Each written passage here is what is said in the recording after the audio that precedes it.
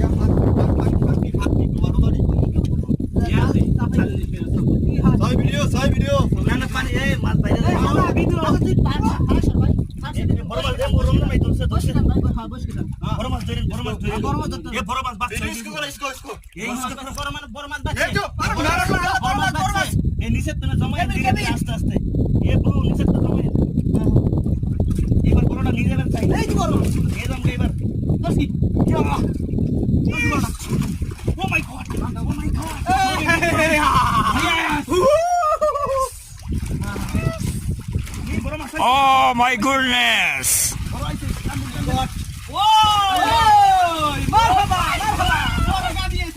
Yes!